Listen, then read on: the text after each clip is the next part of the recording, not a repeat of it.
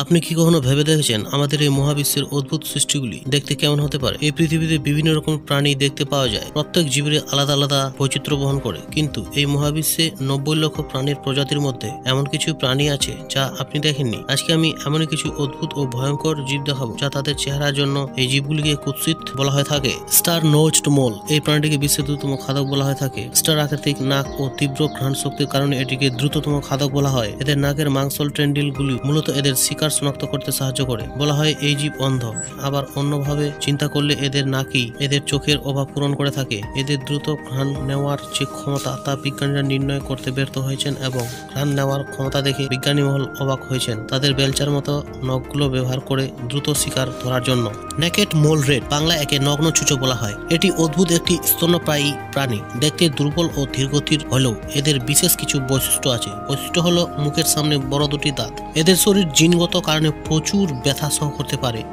শরীর পশমহীন হওয়ার কারণে প্রতিকূল পরিবেশে এরা বসবাস করে। স্বাভাবিকভাবে এরা প্রায় 30 বছরের বেশি বাঁচতে পারে। এই জীবের একটি ইন্টারেস্টিং ও বিস্ময়কর বিষয় হলো এদের দেহের নির্দিষ্ট প্রজাতির জিন ক্যান্সার কোষের অনিয়ন্ত্রিত বৃদ্ধি রক্ষা করে। এই মাছটির নাম হলো ভাইপার ফিশ। আপনি অবশ্যই সমুদ্র সৈকতে ঘুরতে গিয়ে অবশ্যই এই মাছটির সম্মুখীন হতে চাইবেন না। এই ভাইপার ফিশের একটি দুর্দান্ত ক্ষমতা হলো এটি নিজের ইচ্ছেমতো আলো প্রদর্শন করতে পারে। শিকারীকে আকর্ষণ করার জন্য মূলত এই ক্ষমতাটি তারা ব্যবহার করে থাকে। এরা মূলত গভীর সমুদ্রে বসবাস করে, যা মূলত স্বাভাবিক জলরেখা থেকে 1 কিলোমিটার বেশি। মাছটি দেখতে ভয়ঙ্কর হলেও এটি মূলত অনেক ছোট, কেবল 60 সেন্টিমিটার পর্যন্ত হয়ে থাকে। এটি খাবার ছাড়াই অনেক দিন থাকতে পারে এবং মাঝে মাঝে এরা সম্পূর্ণ জড় বস্তুতে পরিণত হয়ে যায়। এই মাছটির নাম হলো ব্লবফিশ। এই মাছটিকে দেখলে বোঝা যাচ্ছে কেন একে অদ্ভুত বলা হয়। চোখের সাথে পুডিং স্তূর মতো একটি নাক এবং বিদঘুটে বিশাল মুখ, এগুলিকেই এই মাছটিকে অদ্ভুত তকমা দিতে যথেষ্ট। এরা সমুদ্রের সবথেকে গভীরে বসবাস করে থাকে। যদিও এদের সাঁতার কাটার জন্য কোনো পাখনা নেই, কিন্তু এদের দেহের জিলেটিনাস নামক মাংস এদেরকে জলে সাঁতার কাটতে সাহায্য করে থাকে। এই মাছ একদম নিরীহ এবং কোনো ক্ষতি করে না। এরা এদের অদ্ভুত চেহারার জন্য বিখ্যাত।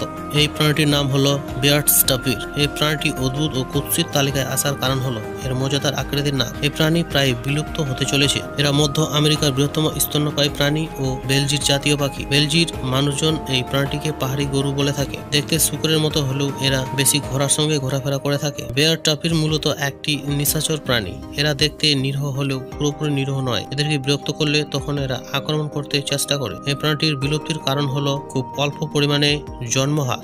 দি আইএআই এই প্রাণীটিকে নিয়ে অনেক মতভেদ রয়েছে। কেউ বললে এটি দেখতে অদ্ভুত, আবার কেউ বলে। তবে আসল কথা হলো এরা লেমুরের একটি প্রজাতি। বৃহৎ নিশাচর প্রাণীর মধ্যে এরা অন্যতম। এদের পছন্দের খাবার হলো বিভিন্ন ধরনের পোকামাকড়, ছারপোকা ইত্যাদি। কিন্তু একটা দুঃখের বিষয় হলো এরা অকারণেই প্রচুর পরিমাণে শিকার হচ্ছে। এদের বসবাস মূলত মাদাগাস্কার দ্বীপ এলাকায়। সেখানকার মানুষ এটা বিশ্বাস করে যে তাদের দুঃখের জন্য দায়ী এই নিশাচর প্রাণীটি, তাই এরা অকারণে প্রাণীগুলিকে হত্যা করে। বেবি সালফার ক্রেটস এক ধরনের কাকাতুয়া। এটিকে বলা হয়ে থাকে তোতা পাখির কুৎসিত পর্যায়ে। অস্ট্রেলিয়ার জাতীয় সম্পদগুলির মধ্যে এই হলুদ সালফার ক্রেটস কাকাতুয়া অন্যতম চতুর পাখির প্রজাতি। এরা সমগ্র মহাদেশেই ঘুরে বেড়ায়। এটি একটি বিশেষ উপপ্রজাতি। এদের উজ্জ্বল সাদা পালক, চোখের চারপাশে গোলাকার আকৃতি। এরা খুব কৌতূহলী স্বভাবের ও বন্ধুত্বপূর্ণ হয়ে থাকে। তবে এরা কৌতূহলী ও শান্ত হলেও দেখতে কিছুটা অদ্ভুত ও কুৎসিত হয়ে থাকে। তবে এই পাখিগুলির জীবনকাল অনেক বছর হয়ে থাকে। প্রায় 60 থেকে 70 বছর পর্যন্ত এরা বেঁচে থাকতে পারে।